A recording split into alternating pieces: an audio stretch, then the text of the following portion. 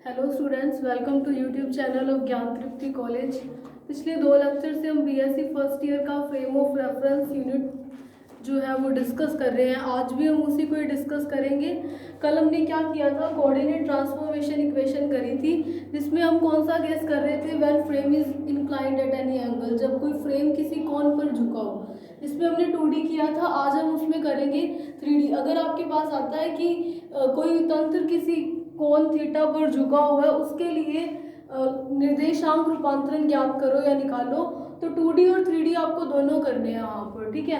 तो 2D वाला हमने कल किया था, जिसमें आपके पास क्या वैल्यू निकली थी, एक्स डैश की क्या थी, एक्स कोस थीटा की जगह हमने क्या लिखा था, कैपिटल में ले लो एक्स डैश, क्योंकि हमने एक्सेस क्या लिए थे, एक्स डैश ओ x plus y cos x dash ओ वाई, और वाई जेड हमने वाई डैश क्या लिया था, एक्स कोस वाई डैश ओ x plus y cos y dash ओ वाई, ये किया था। ये क्या था, जब हम 2D का केस कर रहे थे। आज हम कर रहे हैं 3D। अगर हम 3D कर रहे हैं तो देखो 3D के केस में यहाँ पर जेड एक्सेस को भी इन्वॉल्व करना पड़ेगा। उसके लिए हम फ्रेम कैसा ले रहे थे, 2D के लिए हम कैसा ले रहे थे, सिर्फ 2 ही एंगल थीटा पर थे। आज हम तीसरा भी 2 ही एक्सेस थीटा पर थे, आज तीसरा भी थीटा पर होगा। तो पॉइंट बी की क्या हो जाएगा, x y z, x dash y dash z dash, ये फ्रेम एस, ये है s dash y dash y, o और ओ डैश सेम हो जाएंगे, x x dash z dash और जेड। ये आपको वहां पर भी बनाने की जरूरत नहीं है, बनाना हो तो इतना बहुत है, ठीक है। तो देखो आज हम 3D का केस पढ़ रहे हैं। अगर 3D का पढ़ रहे हैं, इसका मतलब जेड एक्सेस भी इन्वॉल्व करेंगे, जेड भी करेंगे। तो जैसा हमने 2D का किया था वैसे ही हम 3D को लिख सकते हैं ना। तो 2D से हमें एक्स डैश पता है, वो क्या था, एक्स कोस एक्स डैश ओ x plus y cos x dash ओ वाई। तो सिमिलरली जब हम 3D का करेंगे तो जेड को भी इन्वॉल्व कर लेते हैं, एक्स डैश ओ जेड। वैसे ही वाई डैश देखो तो क्या आएगा, एक्स कोस वाई डैश ओ x plus y cos y dash ओ वाई प्लस, ये एंगल है, ये लग रहा है वैसे ये एंगल है, जेड कोस वाई डैश ओ जेड। वैसे ही जेड डैश देखेंगे तो क्या आएगा, एक्स कोस जेड डैश ओ x plus y cos z dash ओ y plus z cos z dash ओ जेड। ये कैसे आया, ये जब हमने 2D किया था उसके लिए एक्स डैश वाई डैश निकाले थे, उसी के अकॉर्डिंग हमने एक्स 3D के लिए एक्स डैश वाई डैश और जेड डैश लिख दिया। अब हम क्या करेंगे, हम कोऑर्डिनेट ट्रांसफॉर्मेशन में करते हैं क्या, एक्स डैश को विदाउट डैश वाली फॉर्म में लिखना है। तो हम क्या कर लेते हैं, लेट कर लेते हैं, क्या लेट करते हैं कि cos of angle x dash O x जो है उसकी वैल्यू a11 कह देते हैं। ये सिर्फ हमने वैसे ही माना है, हम उसको मैट्रिक्स की फॉर्म में लिखना चाहते हैं इसीलिए। और वैसे ही कोस एक्स डैश ओ वाई को मान लेते हैं a12 ही लेंगे। और सिमिलरली क्या करते हैं, कोस एक्स डैश ओ जेड को मान लेते हैं a13। वैसे ही हम क्या करेंगे, कोस वाई डैश ओ एक्स को मान लेते हैं a21, सेकेंड रो में आ रहे हैं तो 2 1, ठीक है, सेकेंड कॉलम का आ रहा है। तो वैसे ही हम इसको मान लेते हैं, इसको मान लेते हैं a22, इसको मान लेते हैं a23, इस वाली टर्म को मान लेते हैं a33 हो जाएगा, थर्ड रो में आ रहे हैं। ये क्या हो जाएगा a32, और ये वाला क्या आ जाएगा a31, यही सपोज कर रहे हैं। और इस वाली टर्म को क्या ले रहे हैं, मैं यही लिख देती हूँ, a11 a12 a13। ये हम क्या कर रहे हैं, लेट कर रहे हैं, ये x को नहीं मान रहे साथ में, ठीक है। तो जो हम लेट कर रहे थे मैंने ऊपर लिख दिया। तो देखो अगर मैं इस वाली, अब मैं x डैश को क्या लिख सकती हूँ, x a11 plus y a12 plus ZA13 ये लिख सकती हूँ। वैसे ही y डैश को क्या लिख सकती हूँ, XA21 plus A22y into plus में A23 इंटू Z।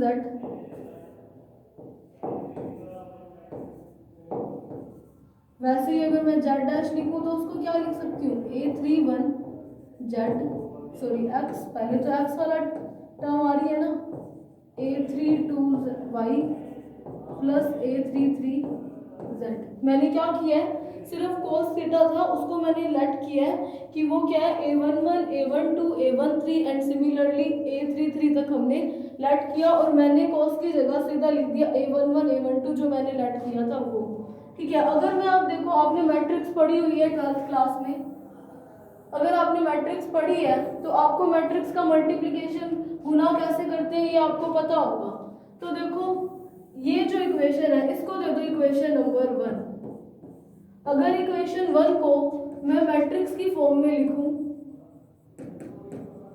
मैट्रिक्स की फॉर्म में लिखूं तो देखो क्या हो जाएगा, ये बन सकता है,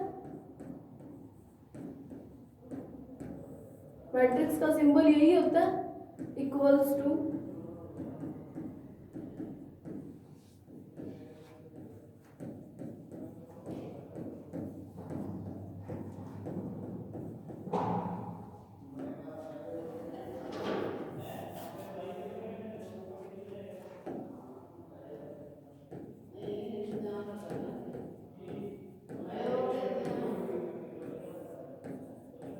अगर देखो आपने मैट्रिक्स का मल्टीप्लिकेशन पढ़ा है तो आपको पता होगा ना कि अब मैं अगर इस मैट्रिक्स का गुना करूं तो देखो क्या आएगा, x डैश की वैल्यू क्या आएगी, इस वाली रो को इस वाली कॉलम से मल्टीप्लाई करते हैं, मैट्रिक्स के गुना में यही होता है।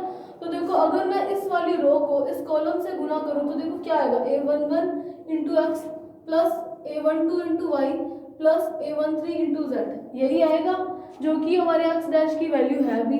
वैसे ही y डैश की निकालूं तो इस वाली रो को फिर से कॉलम से मल्टीप्लाई करेंगे तो देखो क्या बन जाएगा, A21 into x plus A2 into y plus A23 है, ये 3 है इंटू जेड। वैसे ही ये हो जाएगा, मतलब इन दोनों को इक्वेशन को मैं बराबर लिख सकती हूँ कि इस इक्वेशन को मैं मैट्रिक्स की फॉर्म में लिखूं तो वो यही बनेगा। मतलब क्या हुआ, 3D के लिए हमने क्या कर दिया, ये पार्टिकल की स्थिति थी, कण की स्थिति हम दिखा रहे हैं ना x डैश y डैश और z डैश से, मैंने उसका रूपांतरण कर दिया। अगर मैं वैसे ही देखूं वेलोसिटी,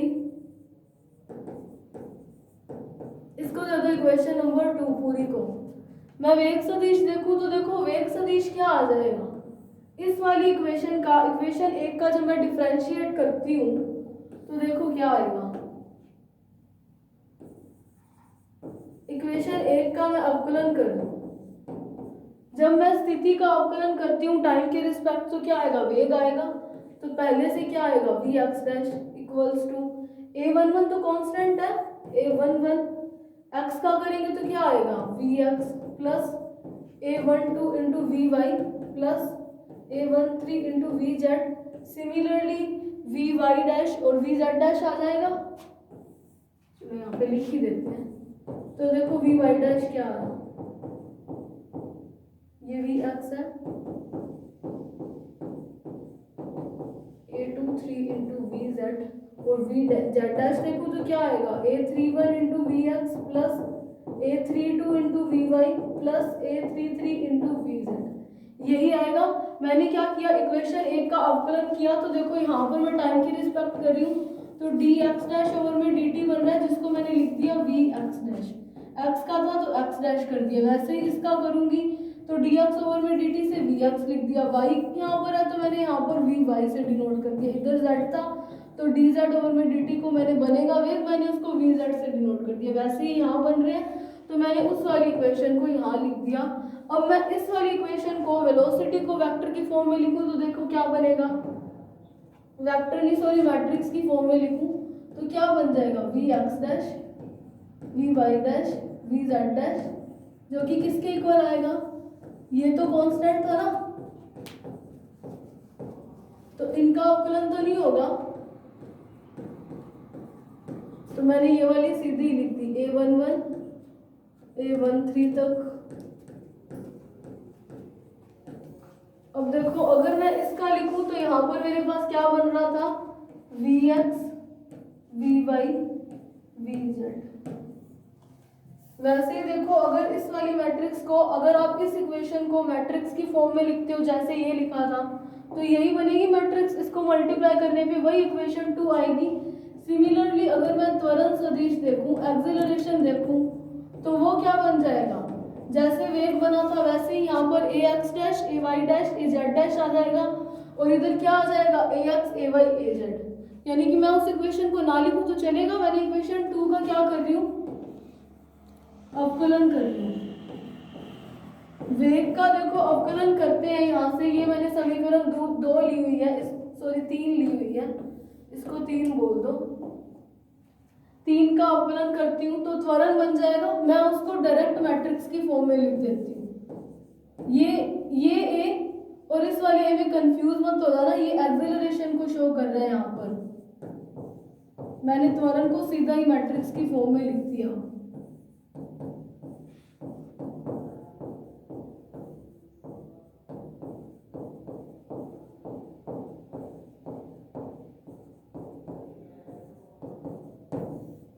और ये क्या हुआ, ax ay और az।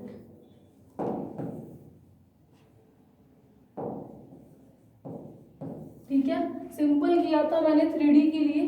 तो ये हो गया हमारा त्वरण, ये हो गया वेग। क्या हुआ, 3D में हम दिखा रहे हैं, मैंने सिंपली जो 2D का आया था उसी के अकॉर्डिंग मैंने 3D की इक्वेशन लिख दी। फिर मैंने क्या किया, ये एंगल को मैंने a11 a22 a12 a3 है जो भी है वो मैंने सिर्फ और सिर्फ लेट किया है, ताकि ये इतनी बड़ी टर्म ना लिखनी पड़े। बार बार मैट्रिक्स में cos थीटा और ये लिखेंगे, इससे इजी करने के लिए मैंने इनको लेट कर दिया कि ये a11 है। फिर मैंने उसको मैट्रिक्स की फॉर्म में लिखा। इस इक्वेशन और इस इक्वेशन को इक्वेट करें तो ये बराबर ही आएगा जब आप मैट्रिक्स को गुना करोगे। तो मैंने इस इक्वेशन का डिफरेंशिएशन किया तो मेरे पास वेग आ गया, उसको मैंने मैट्रिक्स की फॉर्म में लिखा। फिर उसका अवकलन किया तो मेरे पास त्वरण आया। यहाँ पर आप त्वरण की जैसे मैंने वेलोसिटी की इक्वेशन बनाई थी वैसे लिखना चाहो तो मर्जी है, नहीं तो मैंने सीधा मैट्रिक्स की फॉर्म में लिख दिया। तो ये हमारा हुआ कोऑर्डिनेट ट्रांसफॉर्मेशन, जिसमें हमने 3 केसेस किए थे। पहला क्या था, when frame is at rest यानी कि वेलोसिटी 0 है।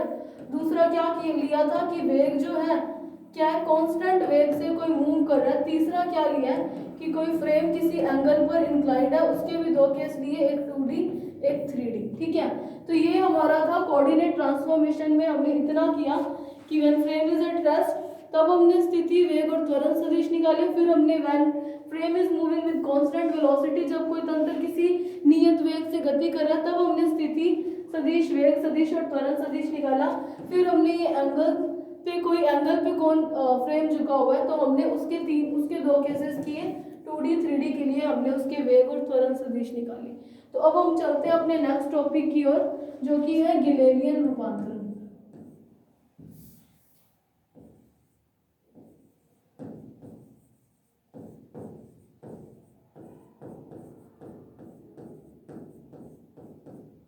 गिलेलियन ट्रांसफॉर्मेशन, इंग्लिश में इसको यही बोलते हैं, गिलेलियन ट्रांसफॉर्मेशन। तो देखो गिलेलियन ट्रांसफॉर्मेशन क्या है, जैसे आपने कोऑर्डिनेट ट्रांसफॉर्मेशन किया था, यानी कि हमें क्या करना है, सिर्फ एक फ्रेम ऑफ रेफरेंस में जो पार्टिकल की पोजीशन है उसे किसी दूसरे फ्रेम ऑफ रेफरेंस से हमें डिफाइन करनी है कि वो कैसे निकाल सकते हैं। वैसे ही गिलेलियन ने अपनी ट्रांसफॉर्मेशन इक्वेशन दी।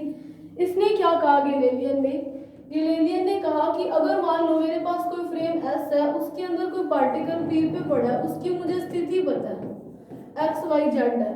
तो इस फ्रेम में स्थिति पता होने से किसी दूसरे फ्रेम, मान लिया कि कोई दूसरा फ्रेम है S डैश, इसमें कण की स्थिति कैसे निकालेंगे।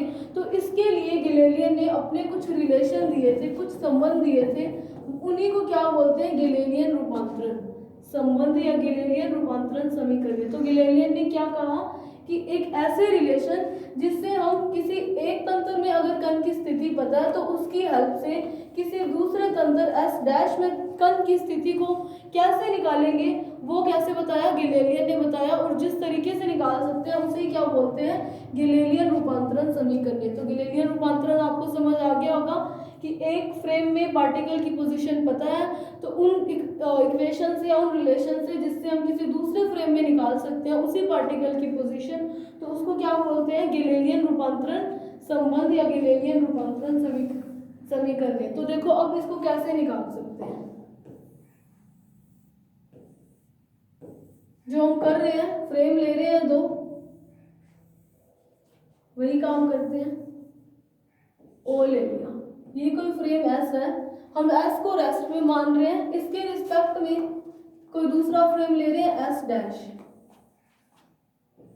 जिसका क्या है, मूल बिंदु है ओ डैश, और ये किसी कांस्टेंट वेग से गति कर रहा है, इसका वेग जो है कांस्टेंट है। और हम क्या देख रहे हैं, हम क्या ले रहे हैं कि पहले जब t इक्वल्स टू 0 था, यानी कि जब हमने देखना शुरू किया था, उस केस में ये o और o डैश दोनों संपाती थे, यानी कि पहले फ्रेम s और s डैश क्या है, संपाती थे। लेकिन जब t टाइम हुआ, t टाइम पे क्या हुआ, ये फ्रेम यहाँ मूव करके चला गया। तो हम क्या केस ले रहे हैं कि पहले जब दोनों के दोनों तंत्र संपाती थे, और इसमें दूसरा केस लेंगे जब वो पहले संपाती नहीं थे। तो देखो t टाइम पे ये डिस्टेंस क्या होगी, t टाइम पे चेंज हो रही है, तो मैं इसको मान लेती हूँ कि ये जो डिस्टेंस है,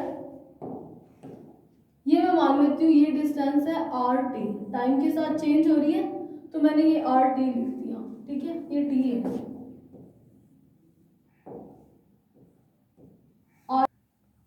देखो हमने क्या ले लिया, इस डिस्टेंस को ले लिया आर टी। अब मैं देखूं आर टी की वैल्यू देखूं, तो देखो क्या आता है, आपको क्या पता है, वेलोसिटी वेग क्या होता है, वेग क्या होता है, एक्स ओवर में टी होता है, विस्थापन में परिवर्तन या विस्थापन में समय के साथ जो चेंज हो रहा है वही होता है वेलोसिटी।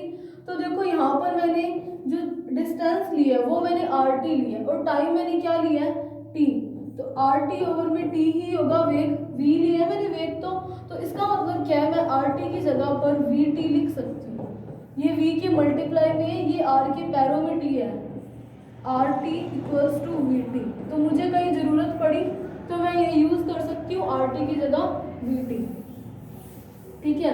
अब देखो मैंने यहाँ पे कोई पॉइंट ले लिया P, मान लिया कि S फ्रेम ऑफ रेफरेंस है, उसकी position x dash y, S से ले रहे हैं तो x y और z है, और S डैश से हम क्या लेते हैं, x डैश y डैश और z डैश। हम क्या करेंगे, x y z हमें पता है, उसकी हेल्प से हम x डैश y डैश और z डैश निकालने की ट्राई करेंगे। तो मान लिया कि ये पॉइंट P जो है उस पे जो पार्टिकल पड़ा है वो S फ्रेम ऑफ रेफरेंस है, तो R डिस्टेंस पे ये वेक्टर लगा लेना, ये है y, ये z डैश, x डैश और y डैश, ठीक है। तो इस वाले फ्रेम ऑफ रेफरेंस से हम जो ले रहे हैं वही लेंगे, डिस्टेंस हम यही ले रहे हैं, r, इसको r डैश में ले रहे थे, उसको r में ले रहे थे, जैसे हमने पहले लगाया था वेक्टर सम, स्थिति सदिश देखे, पोजीशन वेक्टर देखे, तो देखो क्या आएगा,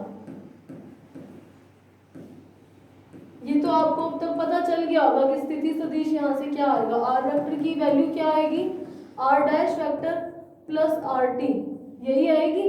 यहाँ से हम क्या कर रहे हैं, डैश वाले को निकाल रहे हैं एक साइड, तो आर माइनस आर टी, ये टी पैरों में है आर के, यही है। देखो मैंने क्या कहा था कि मुझे कहीं जरूरत पड़ी तो आर टी की वैल्यू मैं वी टी लिखूंगी, यही बोला था, और वैसे भी वो बन ही रहा है, वेग इनटू टाइम क्या होगा, विस्थापन या जो डिस्टेंस है वही होगी। तो मैं आर डैश को क्या लिख सकती हूँ, r vector minus v vector into time, तो वेक्टर नहीं होता ना, इनटू वी टी लिख दिया, इसको मैं दे देती हूँ इक्वेशन नंबर 1। अब देखो मुझे आर की वैल्यू तो पता है, एक्स आई क्या प्लस वाई जे क्या प्लस जेड के क्या होता है, वी जो है वो किस वेलोसिटी से फ्रेम मूव कर रहा है वो भी मुझे पता है, और टाइम भी हम ही नोट करें कि कितने टाइम पर हम देख रहे हैं कि फ्रेम यहाँ पर गया, उसकी हेल्प से मुझे आर डैश निकालना है। अगर देखो आर वेक्टर हमारे पास क्या होगा, x i cap y j cap plus z k cap होगा, तो आर डैश में पोजीशन वेक्टर ये वो क्या होगा, x dash i cap y dash j cap z dash k cap होएगा, तो वो भी यही।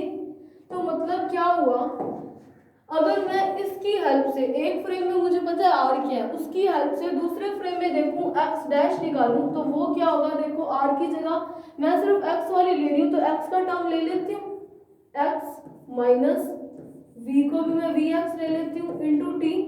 यानी कि अगर मुझे पार्टिकल की एक्स एक्सिस के अलोंग, एक्स डैश एक्सिस के अलोंग स्थिति देखनी है तो वो कुछ ऐसी आएगी इस इक्वेशन से। सिमिलरली वाई डैश क्या आएगा, y minus v y into t, और जेड डैश क्या आ जाएगा, z minus v z into t. तो देखो ये हुआ गैलीलियन का रूपांतरण इक्वेशन स्थिति सदिश के लिए, जहां पर मुझे क्या है आर वेक्टर पता था, एक फ्रेम में मुझे पोजीशन पता है, उसकी हेल्प से मैंने दूसरे फ्रेम में पोजीशन निकाल ली, वो ये हो जाएगी। वैसे ही अगर मैं देखूं त्वरण क्या होगा, देखो त्वरण सदिश क्या हो जाएगा, अगर मैं देख सॉरी त्वरण से पहले तो मुझे वेलोसिटी निकालना पड़ेगा, वेलोसिटी वेक्टर वेग सदिश देखो क्या आएगा, ये मेरे पास इक्वेशन 1 थी, अगर मैं इक्वेशन 1 का अवकलन कर दूं तो मेरे पास क्या आ जाएगा, वेग निकल आएगा। इक्वेशन 1 का अवकलन करते हैं, डी आर डैश ओवर में डी टी क्या हो जाएगा, वेग बनेगा, मैंने उसको ले लिया यू डैश इक्वल्स टू, वैसे ही डी आर ओवर में डी टी क्या हो जाएगा, यू वेक्टर हो जाएगा, माइनस था माइनस लगा दिया। अब इस वी टी का करूंगी तो देखो क्या बन जाएगा, वी बन जाएगा, डी टी ओवर में डी टी वन हो जाएगा, ये वी एन यू मत समझ लेना इसको।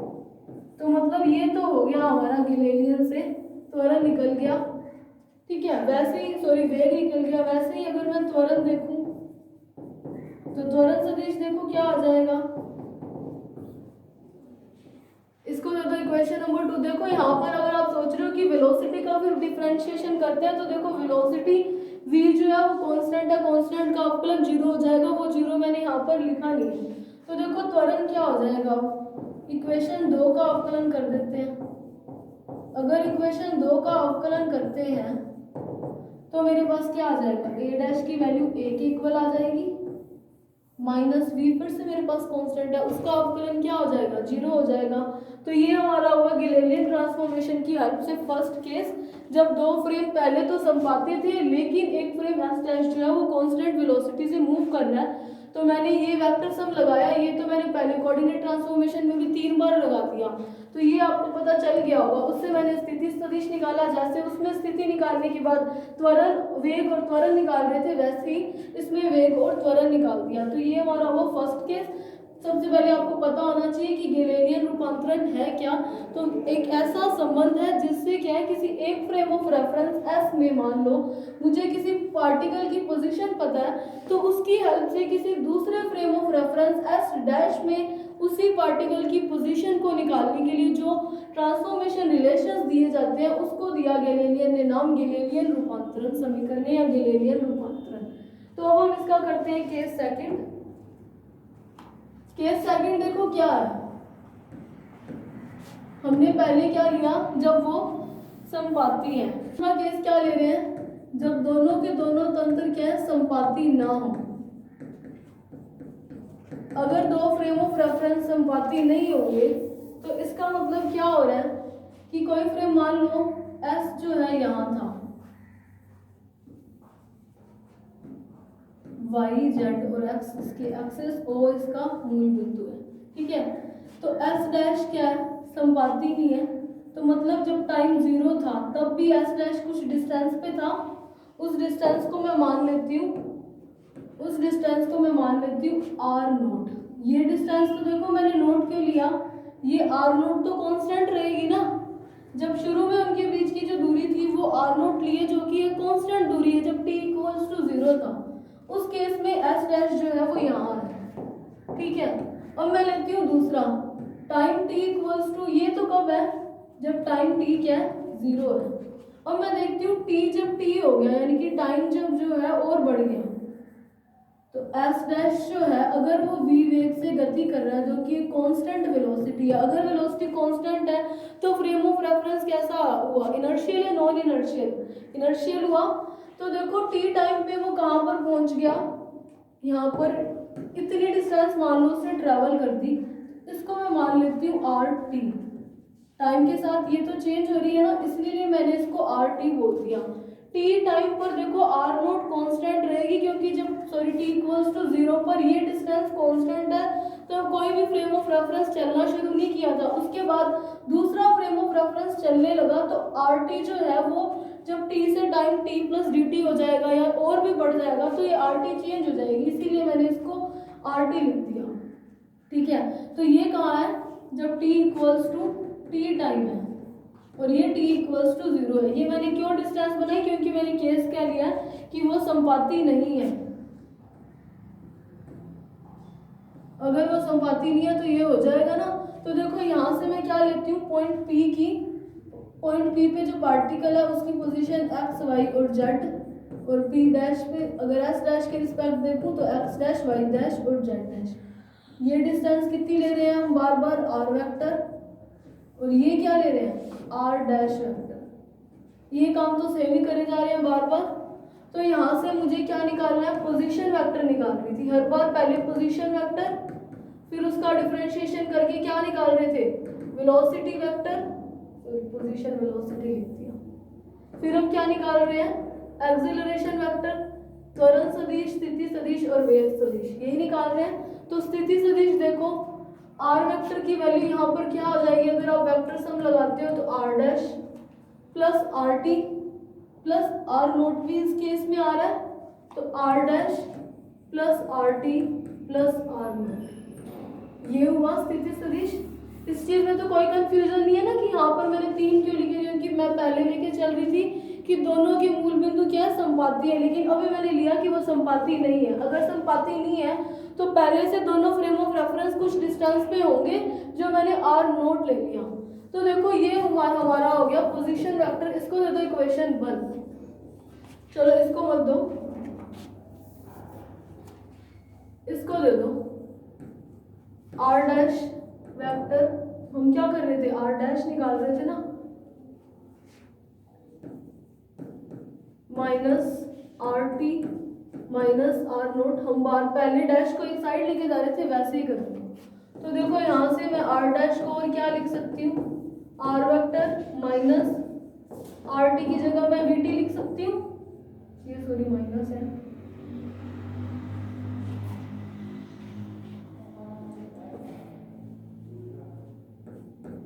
ये माइनस था। क्यों लिखा वी टी, क्योंकि वी वेग से गति कर रहा है और टी टाइम पे देख रहे हैं आर टी डिस्टेंस ट्रेवल करिए, तो आर टी की वैल्यू वी टी हो जाएगी। तो ये हमारा हुआ पोजीशन वेक्टर इक्वेशन नंबर 1। वैसे ही अगर मैं देखूं वेलोसिटी वेक्टर,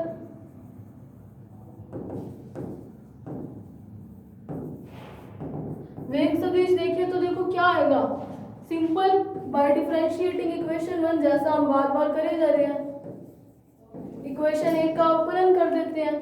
तो देखो आर डैश का जब करेंगे तो u dash equals to u minus v vector आ जाएगा प्लस 0, सॉरी माइनस में था ये टर्म, माइनस 0, उसको मैं ना लिखूं तो भी चलेगा। ये हो गई हमारी इक्वेशन नंबर 2। देखो ये कैसे आया, वेलोसिटी का करा टाइम के रिस्पेक्ट, तो v का कर रहे हैं तो 0 आएगा, वो 0 है लिखा नहीं है, 0 को t से मल्टीप्लाई करेंगे तो फिर 0 आ जाएगा, और इधर एक t का होगा तो v बाहर रहेगा, dt ओवर में dt 1 हो जाएगा, तो उससे आ गया v, और ये आर नोट हमारे पास है ही कांस्टेंट, तो कांस्टेंट का फिर से अवकलन क्या हो जाएगा, 0 हो जाएगा। अब मैं देखूं एक्सेलरेशन,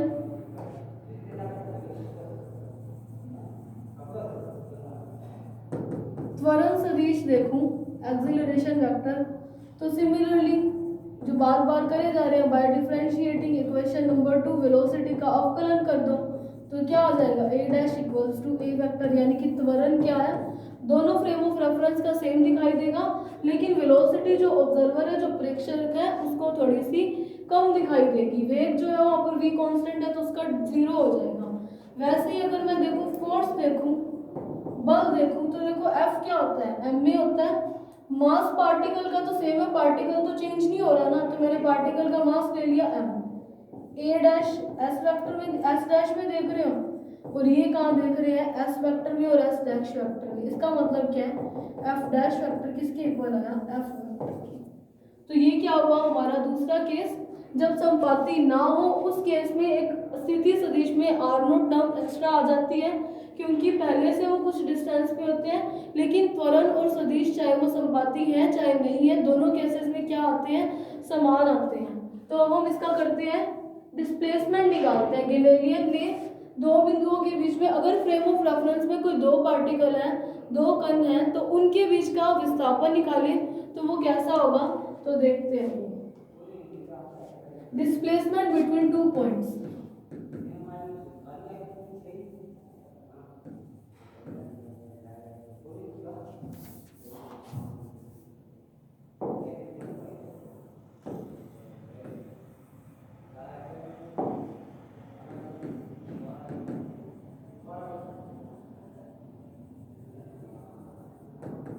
दो बिंदुओं के बीच विस्थापन। तो देखो विस्थापन देखने के लिए फ्रेम ऑफ रेफरेंस में दो बिंदु लेने पड़ेंगे, तो वैसे ही दो फ्रेम ले लेते हैं। एक फ्रेम ले लिया S, y dash, sorry y dash क्यों आएगा, y आएगा क्योंकि S ले रहे हैं, y और x ओरिजिन ले लिया O, दूसरा फ्रेम ले लिया O, sorry S dash, O dash, y dash, x dash और z डैश। ठीक है, फ्रेम ऑफ रेफरेंस को ऐसे ही रिप्रेजेंट कर रहे हैं। अब मैं कोई दो पॉइंट ले लेती हूँ, एक तो ले लिया A, एक ले लिया B, जो आपस में क्या है, d डिस्टेंस पे है। d डिस्टेंस पे कब है, जब मैं फ्रेम ऑफ रेफरेंस S से देख रही हूँ। अगर मैं S डैश से देखूंगी तो डिस्टेंस क्या आ जाएगी, d डैश। डैश वाले फ्रेम ऑफ रेफरेंस में हम डैश लगा रहे हैं, तो यहाँ पर मैं देख लेती हूँ पोजीशन जो है, चलो मैं पोजीशन देखती नहीं, हम डिस्प्लेसमेंट देख रहे हैं ना, उसके लिए मैंने मान लिया कि ये डिस्टेंस है r1, A के लिए r1, और दूसरे फ्रेम के लिए अगर मैं देखूं B के लिए, तो वो कितनी हुई, मान लो r2 वेक्टर। ठीक है, A पॉइंट के लिए मान लिया ओरिजिन से r1 डिस्टेंस पे है, B के लिए मैंने मान लिया r2 डिस्टेंस पे है, और S फ्रेम ऑफ रेफरेंस के लिए दोनों बिंदुओं के बीच का विस्थापन मैंने मान लिया d। और वैसे ही मैं S डैश के लिए देख रही हूँ, तो यहाँ पर मैंने क्या मान लिया, r1 डैश, 1 लिया था A के लिए तो 1, और S डैश के रिस्पेक्ट देख रही हूँ तो डैश लगा दिया, और दूसरे के लिए देख रही हूँ तो देखो क्या आ जाएगा, r2 डैश के लिए देख रही हूँ, S डैश के लिए तो r2 डैश, और डिस्प्लेसमेंट क्या हुआ, d डैश। तो देखो अगर मैं देखूँ फ्रेम ऑफ रेफरेंस S के लिए देखूँ तो मेरे पास क्या है, अगर मैं यहाँ पे भी वेक्टर सम लगाऊं तो r वेक्टर की वैल्यू क्या आएगी, d vector plus r2 vector. देखो यही आएगा, r वेक्टर किसके इक्वल है, d vector plus r2 vector के। यानी कि मैं d वेक्टर देखूं, उन दोनों पॉइंट्स के बीच की डिस्टेंस ही निकालनी है, तो वो देखो क्या आएगा, r2 minus, sorry r1 minus r2 हो जाएगा, r1 माइनस r2 वेक्टर। इसको दे दो equation number 1, r2 plus d। ठीक है, यही आएगा देखो d, r1 minus r2 vector. वैसे ही मैं S डैश के लिए देखूं तो वहां पर डैश लग जाएगा, बाकी तो सेम आएगा।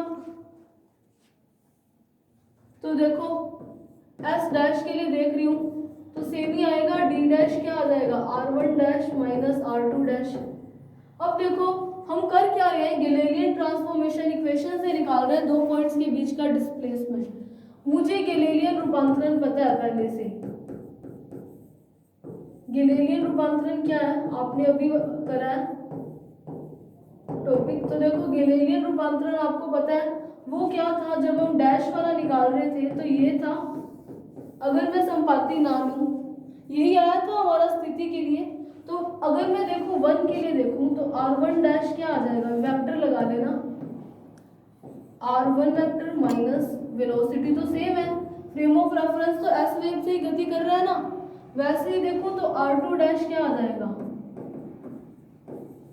r2 vector minus vt vector.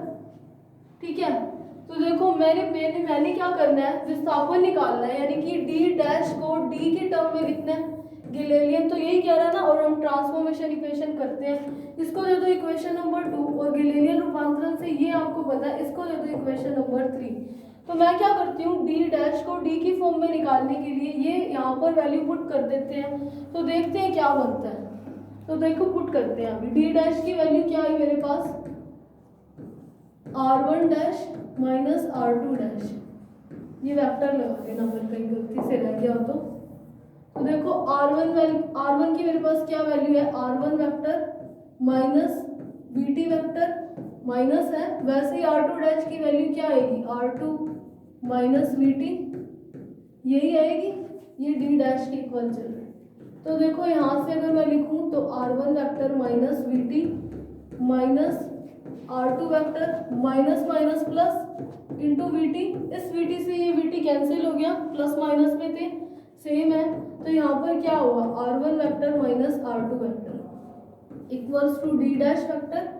अब देखो इक्वेशन 1 क्या है, d वेक्टर किसके इक्वल है, r1 vector minus r2 vector के, और यहाँ पर भी मेरे पास r1 vector minus r2 vector मिल रहा है, तो बाय इक्वेशन 1 क्या हुआ, d डैश किसके इक्वल आ गया, d वेक्टर के आ गया।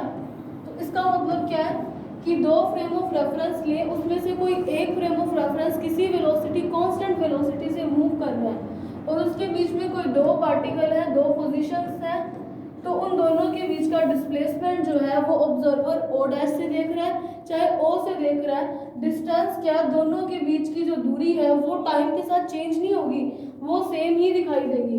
तो आज हमने क्या किया, coordinate transformation equation for 3D, जिसमें हमने पोजीशन, वेलोसिटी और एक्सेलरेशन वेक्टर निकाला।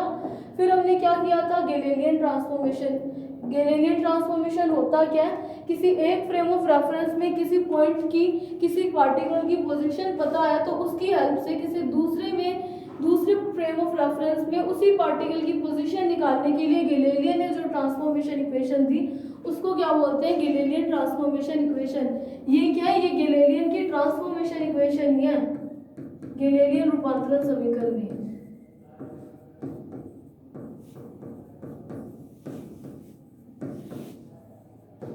ये स्थिति के लिए है, ये वेग के लिए और ये त्वरण के लिए है। ये क्या केस था, जब पहले वो संपाती है, फिर हमने लिया था दूसरा केस जब दो फ्रेम संपाती नहीं थे, अगर संपाती नहीं होंगे तो ये गैलीलियन की ट्रांसफॉर्मेशन इक्वेशन ऐसी हो जाएगी, पोजीशन के लिए, वेलोसिटी और त्वरण के लिए सेम रहेगी, और वो हमने फोर्स भी निकाल दिया जो कि सेम है।